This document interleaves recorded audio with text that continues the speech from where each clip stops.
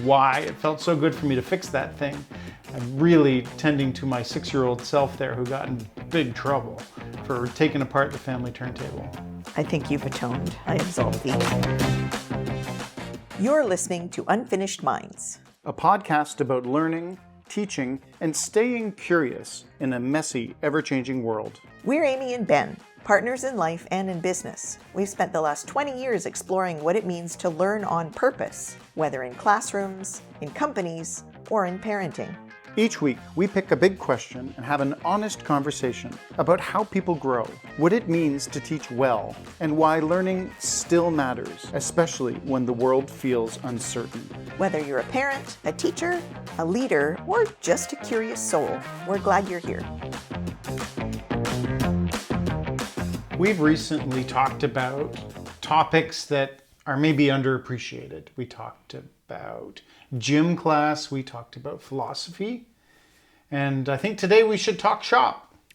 Literally talk shop. Yeah, that was a well-crafted, non-obvious pun. Hey, intend your puns. Be brave. Be brave, intend your puns. There you go. Do we need to define tech? I think it's bigger than it used to be. And maybe going back a little bit, when we were at the age where we could take tech, when we were still in school, it was much narrower a subject area. I haven't taken tech, or what we would refer to as tech anyway, since I was in grade 8. So middle school, grade 7 and 8, everybody took it. There was, I guess it was called home ec back then. I think it's called family studies or something like that now.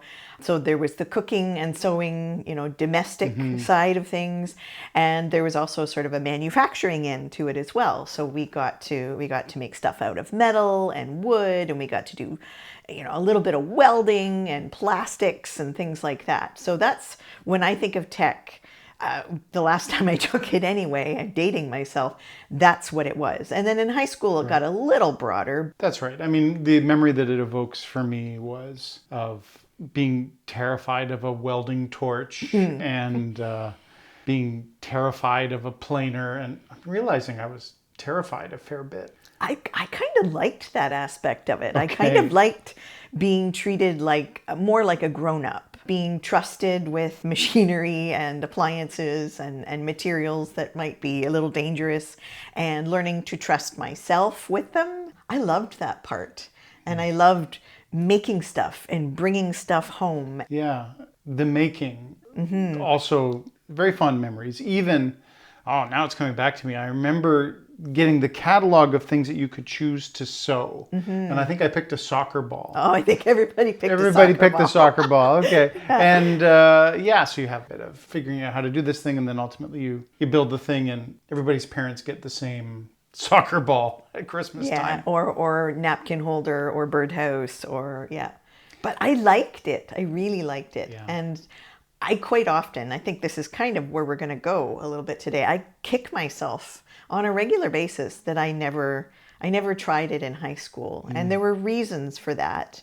One of them being that it was, once you got out of grade 7 and 8, and where everyone had to take it regardless, it became very gendered. Of course, there was cosmetology and there was cooking and, the sewing, that aspect. It was fine if you weren't a guy, if you were taking that. But metalwork and woodwork and auto mechanics and stuff like that, and electricity, and you didn't do that if you weren't a guy. It feels even just cringy to think about this today, right? It does. This gendered nature of all of it. Yeah. But yeah. I don't know that it's changed dramatically. Well, I know when we were in high school, they actually had an auto mechanics class specifically for young women. The early days of women in STEM, they were trying to encourage that. Right. But it was still really gendered. And I think on top of that, there was admittedly, and I'll own up to this too, some academic snobbery that went on too. Like if you were going to go to university and study literature or, that kind of thing, why on earth would you take a tech subject? And I think that's an important topic. And I think it's one of the things also we want to dissect in our conversation today, and maybe even own up to some of our own biases. Absolutely. I mean, when I look back at my tech experience in high school, I did do an electronics course. I remember doing a lot of computer stuff. And this was long before, well, long before the, not long, but a little bit before the internet. The internet was teething at the and time. long before coding and robotics was prevalent to the extent that it is today. I also think now Comtech is a pretty solid chunk of tech courses, of tech departments. Meaning communications technology? Absolutely, yeah. Editing videos and doing website design, graphic design, music, right. That kind of thing. That's a pretty big part of it.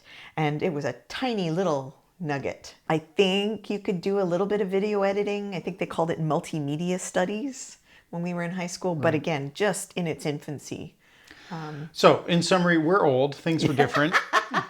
Yeah. But now, fast forwarding to how that journey continued for us both. Mm-hmm. Well, you took some tech. What did I miss? And I can't say for sure that I learned this in grade 10 electronics technology. But my relationship with the trades, my relationship with building and repairing and several of the elements of my career path where I touched on areas like that was a confidence to try and figure out how something works and to get yourself out of a sticky situation perhaps when things aren't working. We've talked about this before in the context of mathematics education and how, people who are struck with a challenge in their confidence, they just can't get past that feeling of ick and have a clear mind and attack a problem. And I think the way that you have a clear mind and attack a problem of something that is more hands-on or more mechanical, say, is also a confidence problem. I do you remember there was one time eons ago where we were making meringues. Oh yeah, my arm still hurts. Yeah, and the mixer broke. And I don't think we had a mixer. I think we were kind of naive enough to think that we could just put egg whites in a bowl and use sheer muscle and determination. Yeah. And I think at the end of that, it worked with the help of duct tape and a power drill and an ice bath and all kinds of other things. Yeah. And, I don't think I thought twice about that, but I think that there was a difference in the way you and I looked at that particular problem. Mm-hmm. And I don't know if that's about how we were wired. I don't know if that's about our natural inclinations. I don't know if that's about the fact that I took computer technology in grade 10. But I think that for people who might not immediately leap to finding a duct tape and bubblegum kind of solution to a problem, the more tech you take, the more you can build a bit of confidence that you can find a solution. Mm-hmm. And I think that's important for everybody, everyone who has to navigate in this world, where they're going to live in a house where things are going to break. Mm-hmm. They're going to drive a car where things are going to break. And knowing when sometimes you can solve a problem or at least understand the problem well enough to be really efficient in getting a solution.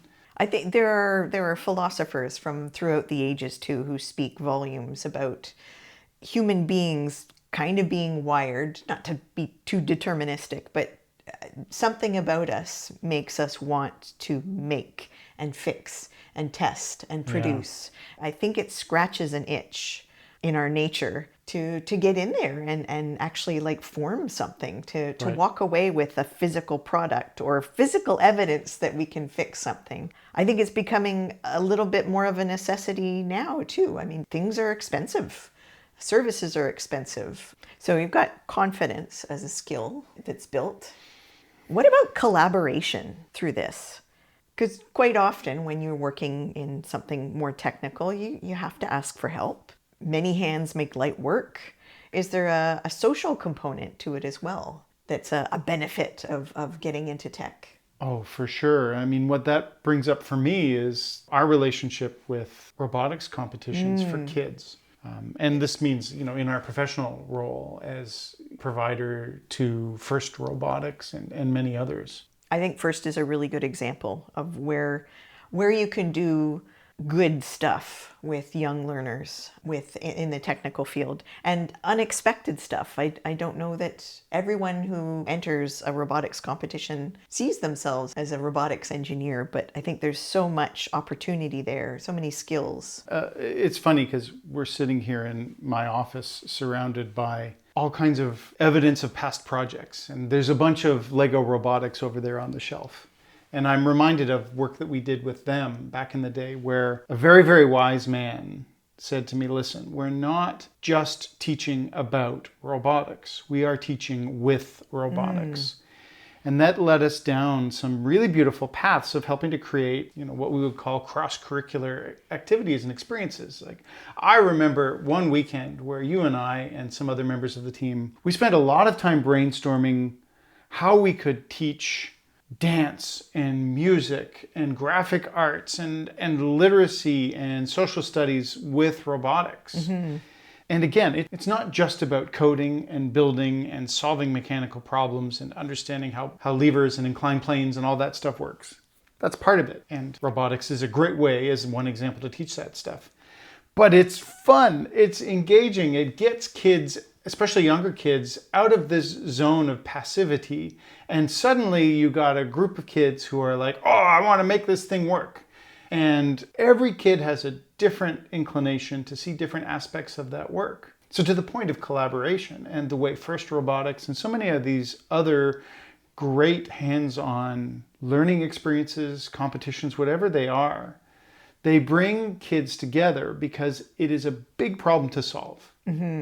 It's not just, hey, make the robot pick something up here and deliver it there. It's a problem wrapped in social need. It requires research. There's posters to make and presentations to give and funds to raise and volunteers to wrangle and knowledge to pass on to future teams and legacies to build and maintain. It is in itself a little microcosm of a community and an economy. And that's all so important. And you're absolutely right. I think we saw when we were volunteering and with little kids too, watching the younger competitions too, that kids of all ages felt valued in this. Right. That there was a spot. Okay, well maybe I'm not the best at programming, but man, can I do this? And there's a place for me there. And maybe I'm, more on the social side of things. And that's fine too. There's a spot for me there too, that there's a role for this.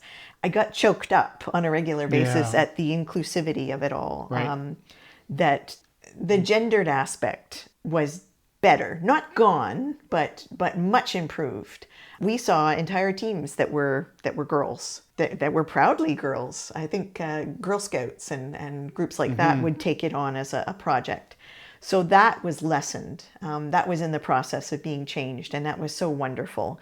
Students who maybe struggled in some subjects at school, who had learning challenges, there was a spot for them there. There was stuff, meaningful stuff, that they could do to help, to feel included, to feel welcomed.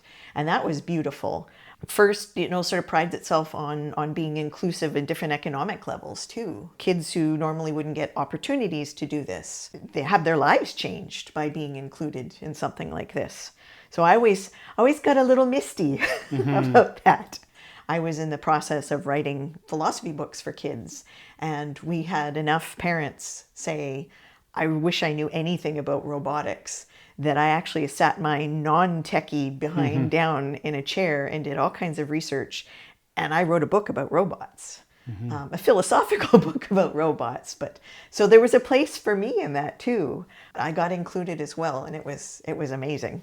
When I reflect back on the early parts of my career and how it weaves in with the schooling I did, I took mostly theoretical subjects, but then my jobs were really hands-on. I was really fortunate to have a cool summer job as an undergrad where I was debugging electronic circuits. I was learning by doing stuff that I hadn't really been taught yet. And I think I carried that with me, and certainly through my career choices. And after university, when I found myself working for an automation company, I was on the software team, and there were tool makers who were building systems. There were electricians that were hooking them up. There were engineers that were designing all of this stuff. And I remember having a really clear view of the difference in the way the tool makers and the electricians saw the world versus the engineers. Where the engineers were designing things literally on one side of a big wall where there's cubicles and carpets, and mice and computer screens. And then on the other side of the wall, where there's tile and hydraulic fluid, and it was noisy and smelly, and where they're building and assembling these things, that quite often I had this unique perspective to see that they weren't talking to each other very well. That engineers would be building to a certain specification, but they may not have experience in how to build things that were easily repairable, or could even be disassembled at all, or where things were likely to break. And so the individuals who had been building and had their hands on this stuff all the time were often having to translate the real world into practical requirements for these engineers. And this is not a universal truth, but it's something I observed particularly in the younger engineers that were newer to this field. They hadn't built that hands-on instinct yet of what's going to break. How's this actually going to work? How's this actually going to work? Yeah. And versus the people who have had a different educational experience that was mostly hands-on, kind of like mine was in the early part of my career. And so I always really loved watching both these dynamics interplay. Also because as the software person, you're usually the one at the machine trying to make it work anyways. You know, in Hollywood, they say, we'll fix it in post. That's what the software team has to do, right? So I always had to find a way to make things work when they didn't quite electrically, mechanically, or by design work really well. I'm picturing you standing in a doorway, you know, sort of going, I'm over here, now I'm over here, now I'm over here. Well, that's what it felt like. And that predates our pivot towards creating learning experiences and, you know, that part of my career and our lives. But I think it informed it because I was a great observer of these people think they're talking the same language and they are not. Yeah. And I bring that back around to the needs for hands-on tech education as a way to build instinct, as a way to build an understanding of the physical world in which we live, so that you can have the confidence to inspect a solution and say, you know what, I don't understand how that's going to work. It sounds very grounding and it sounds very broad, which is awesome. I don't want to exclude things like learning to be a chef from tech education, because I think in some definitions it's included, like learning to make clothing. This hands-on stuff, it's everywhere. And I think learners going through school right now, it's a foregone conclusion that there are going to be all these underlying layers of tech in your existence, whether you are involved in the creation, fixing, building of it or not. I'm really glad you brought that up because I think there was a period of time where tech education kind of meant STEM and STEM kind of meant tech education. And there was a period of time, not that long ago, where everyone was told, every student in high school was told they must code. Everyone needs to code. There was a feeling of invincibility of that skill set in terms of guiding you towards a lucrative and stable career path. And one in which you can solve interesting problems. And I'm not saying that that's necessarily false, but the elephant in the room is artificial intelligence and the way that it is projected to impact what most people call knowledge work, which includes coding to a large extent. Yeah.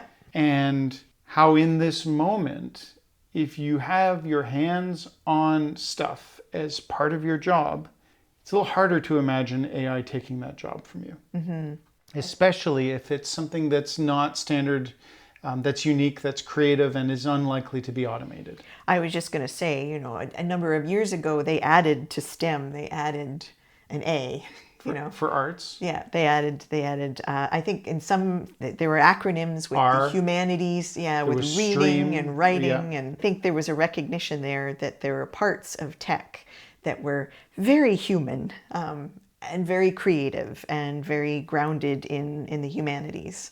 And I think you're right. We need to be hanging on white-knuckled to those parts of tech too, to those connections, those overlaps. I don't know that a machine can do those things. Yes, you know, we hang on to the tech part as much as we can, to the parts that can't be done for us. But I think we also hang on to those relationships between tech and other subject areas too. And I'm a little sad that there wasn't that recognition when I went through. I think I would have really gotten a kick out of ComTech. I think I would have really enjoyed exploring how journalism is impacted by tech, and writing, and all kinds of creative and performance arts. When you go see a play or you go see a movie, you don't think about the fact that there are people setting up lighting grids and sound systems and makeup and costumes that are very technical. And maybe we never gave them quite the recognition that we should have as technical areas. So there's one more thing that I think we need to touch on, and that's technical literacy. And in the giant list of 21st century skills that people want to instill in young learners right now, that's a huge one. Not just technology works, not just the technical skills and what's inside boxes and how do things click together, but what does technology do to the way we live, the way we think, the way we relate to one another? So maybe part of moving forward, and we need to be teaching people to be critical, not just sort of jumping into tech, but also having an understanding of where it's going, what it's doing, how it's impacting us. I like that perspective. How has tech impacted you? Well, I didn't do tech education, not enough anyway, and I've had to play catch up. But I have to say it's been kind of a joy figuring out how it impacts me, how it impacts the world around me. The technical literacy part has been really fun, and I'm a little sad that I didn't get into that earlier. As you say that, what I'm thinking for myself is I kind of wish I had done more in the time when I was doing formal education rather than just figuring it out as I go. I wish I had taken more tech. I wish I had done auto shop. I wish I had done more of those things. And I don't even mean just the skills that I would have picked up, but rather the confidence and the different way that I think I would look at the world if I had even more of a hands-on mechanical intuition that was strengthened when I was younger. Well, I can't show anyone this because we're a podcast, but up in my office, I have a wooden cow. It's like almost two-dimensional, and it's about a foot tall, and I made it in tech class in grade 8, and I still have it. So if you want a tangible example of how tech education, even if you don't take it for very long, stays with you, I have a cow up in my office. Well, and if we're telling stories about what is surrounding us in our office, I mean, if I could paint a picture of what is around us right now. Maybe I put a picture up on social media. Maybe you don't. One of the experiences I'm most proud of from the past several years is a 1984 boombox that I found, it was about to become e-waste, that has a turntable built into it, a cassette player, and I took it apart and I fixed it and I put it back together. And I love that thing. It's pretty cool, and it's alive because you put time into it. Yeah. There's joy in it too. Tech isn't just sort of head down, up to your elbows in grease or, with tools all over the place. There's a story from when I was probably 5 or 6 years old that I have vague recollection of having taken apart our family's record player. Oh. And I don't know if it's a real memory or my imagination of that feeling when you have something apart and you don't know what to do next or how to put it back together. And I know I'm not unique in terms of young kids and their desire to understand how things work. Mm-hmm. That feeling was fostered in me up to a point, but I wish when I was that young I had access to a program or YouTube videos. Any of the things that are there now, any of the resources that I have available to me now that let me fix that boombox. And we don't have to be armchair psychologists to interpret why it felt so good for me to fix that thing. I'm really tending to my 6-year-old self there who got in big trouble for taking apart the family turntable. I think you've atoned. I absolve thee. Oh, thank you. Thanks for learning with us. If today's conversation sparked something for you, share it with someone you care about, or someone you're still figuring things out with. You can find us online or subscribe wherever you get your podcasts. And don't forget, we are all unfinished minds. Let's keep learning.